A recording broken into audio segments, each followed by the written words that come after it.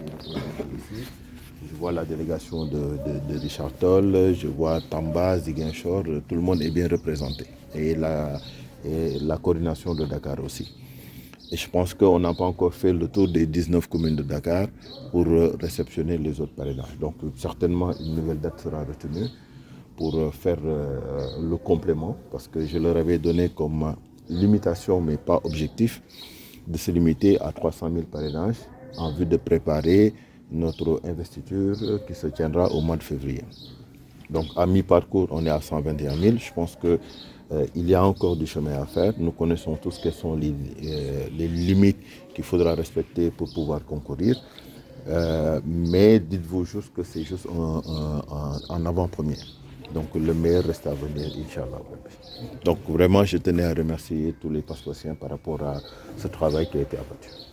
Un geste rassurant, mais on peut plus lancer que le parrainage est toujours un véritable goulot d'étranglement pour beaucoup de candidats. Ouais, alors si c'est un goulot d'étranglement pour beaucoup de candidats, je pense que pour nous, Paspas, nous avons déjà dépassé l'étape. Parce que nous savons tous qu'il nous faut 54 000 parrainages à déposer éventuellement. C'est la limite imposée par la loi, à peu près 54 000, pour pouvoir faire valider les 35 000. Donc si dans un premier dépôt, nous sommes à 121 800, nous pouvons avoir des raisons de nous en réjouir. Mais tel ne sera pas le cas, parce que nous n'allons pas nous arrêter en si bon chemin. Le travail va continuer, nous allons redescendre sur le terrain, nous allons continuer c'est-à-dire notre Jotaï passe-passe que nous sommes en train de faire à travers le Sénégal. Donc c'est quelque chose qui va continuer et on va revisiter encore une fois le Sénégal, repartager avec eux le projet de société que nous leur proposons. Et je pense que c'est ce qui nous vaut cette satisfaction. Justement, qu'est-ce que le passe-passe peut amener comme changement sur l'échiquier politique? Alors, ce que nous amenons d'abord, c'est d'abord un discours de vérité. Quand je parle de discours de vérité, c'est d'abord repartir sur nos fondamentaux. Il faut savoir que Passe-Passe prône un retour vers nos fondamentaux en repensant notre modèle socio-économique. Notre modèle socio-économique qui sera basé sur l'agriculture dans un premier temps. L'éducation qui occupe une place très importante dans notre programme a été repensé et nous sommes allés beaucoup plus loin. Nous sommes le seul parti au Sénégal qui prône l'intégration des Dara dans le système éducatif avec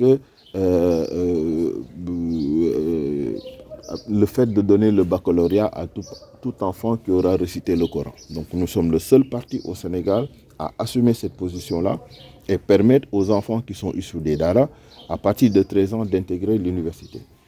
Le double impact de ce travail-là, ça permettra aussi aux gens qui, à l'heure actuelle, ont déjà récité le Coran et par manque de moyens n'arrivent pas à intégrer l'université, de pouvoir passer par les classes préparatoires que nous allons mettre en place et avoir une seconde chance de s'intégrer dans la vie active.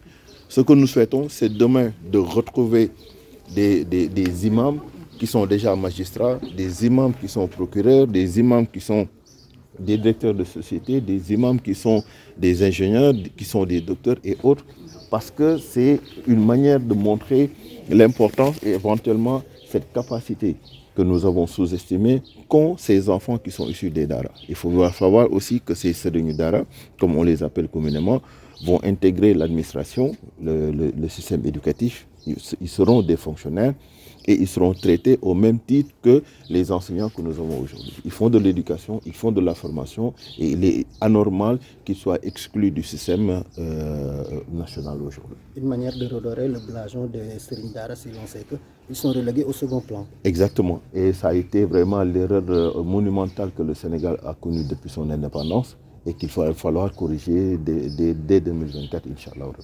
Une dernière question concernant les derniers rapports de la Cour des comptes. Quelle analyse faites-vous de cette situation? Écoutez, il n'y a pas d'analyse à faire. Vous savez, quand vous tombez dans un régime qui a l'habitude de faire des scandales à coups de milliards, après ça ne vous choque plus. Ils ne sont plus choqués par le fait de faire un énième scandale à coups de milliards parce qu'ils sont habitués à cela. Donc c'est comme j'ai l'habitude de dire, même le parfum que vous mettez, à un moment donné, vous ne sentez plus l'odeur parce que vous êtes habitué à cela. Donc pour eux, c'est une lettre qui passe comme à la poste. Donc du coup, ça ne les choque pas.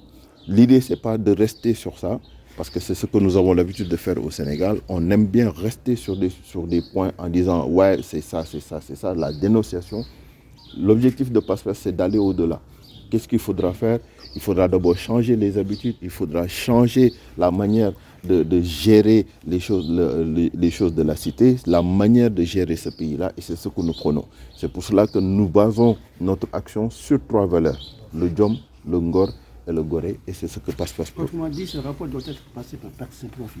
Ah non, ça ne sera pas passé en perte et profit, parce qu'il faut savoir que ce soit ce rapport et tous les rapports antérieurs, Passe-Passe reviendra, Inch'Allah, à partir de 2024 sur toutes ces choses-là. Toutes les sanctions qui n'ont pas été faites, nous reviendrons là-dessus parce que c'est l'argent du contribuable. Donc il est anormal que certains puissent l'approprier sans pour autant être impunis. Et voilà, je ne voudrais pas rentrer dans des considérations politiciennes comme nous avons l'habitude de faire, mais il sera anormal que sous le coup que vous êtes venu rejoindre éventuellement comme transhumant le parti au pouvoir, que vous serez épargné. L'argent du peuple restera pour le peuple et ce sera pour le peuple aussi.